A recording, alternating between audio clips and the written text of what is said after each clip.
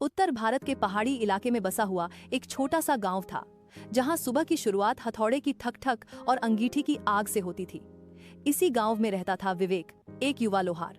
उसके हाथों में बचपन से ही लोहे की गर्मी और मेहनत की तपिश थी। उसके पिता भी लोहार थे, पर अब इस दुनिया में नहीं थे। पिता की मौत के बाद विवेक ने ही छोटी सी भट्ठी संभाल ली थी। गांव वाले उसे सिर्फ लोहार नहीं मानते थे। वे कहते थे कि विवेक लोहे से सिर्फ औजार नहीं, बल्कि किस्मत गढ़ता है।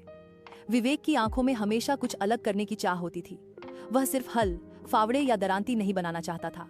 उसका सपना था एक ऐसी तलवार बनाना जो सिर्फ धारदार ही नहीं, बल्कि न्याय की पहचान बने।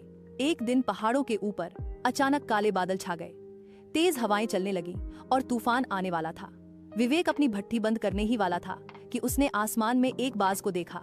वह बाज तूफानी हवाओं से जूझता हुआ नीचे गिरने लगा। अगले ही पल वह लोहार की भट्ठी के पास आकर जमीन पर गिर पड़ा। विवेक दौड़कर उसके पास गया। बाज के एक पंख में गहरी चोट थी।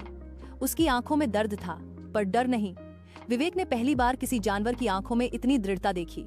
उसने बिना देर किए बाज को उठाया और अपनी झोपड़ी के अंदर ले आया। विवेक ने अपनी माँ से सीखे हुए घरेलू नुस्खों से बाज के पंख पर मरहम लगाया। कई दिनों तक वह बाज की देखभाल करता रहा। वह उसे पानी देता, मांस के छोटे टुकड़े खिलाता और रोज उसके पंख की पट्टी बदलता। बाज धीरे धीरे ठीक होने लगा। उस दौरान विवेक को ऐसा महसूस होता जैसे वह अकेला नहीं है।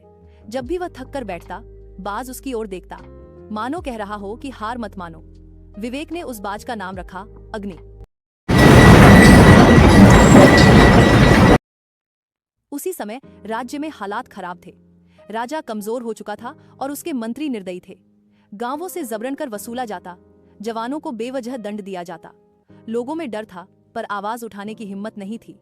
विवेक यह सब देखता और उसके भीतर गुस्सा उबलता रहता। वह सोचता था कि अगर उसके हाथों से बनी कोई तलवार किसी निर्दोष की रक्षा कर सके तो उसका जीवन सफल हो जाएगा।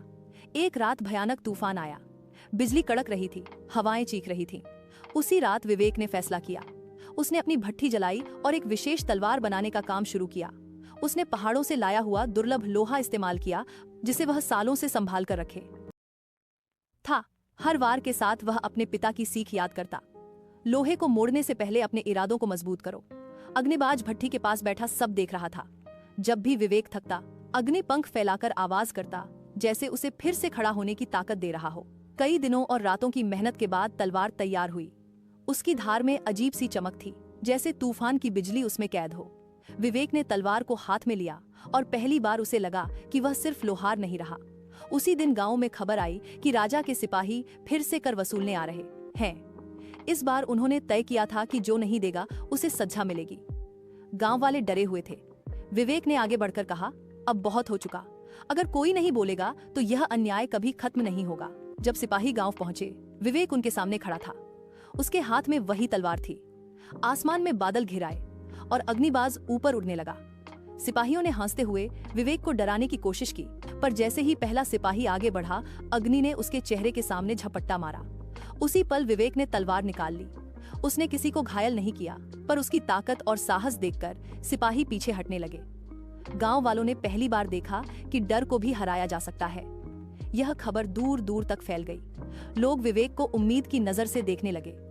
वह राजा के खिलाफ युद्ध नहीं चाहता था, वह सिर्फ न्याय चाहता था। अग्नि हमेशा उसके साथ रहता, कभी आसमान में उड़ता, कभी उसके कंधे पर बैठ जाता। विवेक की तलवार अब सिर्फ लोहे की नहीं रही थी, वह लोगों के विश्वास की तलवार बन चुकी थी। एक दिन राजा के दरबार से संदेश आया। विवेक को बुलाया गया। बहुत से लोगों ने मना किया, पर विवेक गया। दरबार में उसने राजा के सामने सच बोला। करों की मार, मंत्रियों का अत्याचार और जनता का दर्द। राजा, जो खुद भी अपनों से घिरा हुआ था, पहली बार सच सुनकर चुप हो गया। अग्निबाज दरबार की ऊंची खिड़की पर बैठा था। उसकी तेज निगाहें सब कुछ देख रही थीं। राजा ने अंततः फैसला लिया कि अत्याचारी मंत्रियों को हटाया जाएगा। विवेक वापस अपने गांव लौटा। उसने कभी खुद को नायक नहीं माना। वह फिर से अपनी भट्ठी पर लौट आया, पर अब उसकी भट्ठी सिर्फ औजार नहीं, बल्कि उम्मीद भी गढ़ती थी। अग्निबाज अब पूरी तरह ठीक हो चुका था। एक सुबह वह आसमान में ऊंचा उड़ गया। विवेक ने उसे जाते देखा और मुस्कुराया। उसे पता था कि अग्नि कहीं नहीं गया, वह हमेशा उस साहस में रहेगा जो तूफान के सामने भी खड़ा रहता है। यह कहानी तलवार की नहीं, उस हाथ की है जिसने उसे बनाया। यह कहानी तूफान की नहीं, उस हिम्मत की है जो तूफान से लड़ती है। विवेक सिर्फ एक लोहार था, पर सही वक्त पर सही फैसला लेकर वह इतिहास बन गया।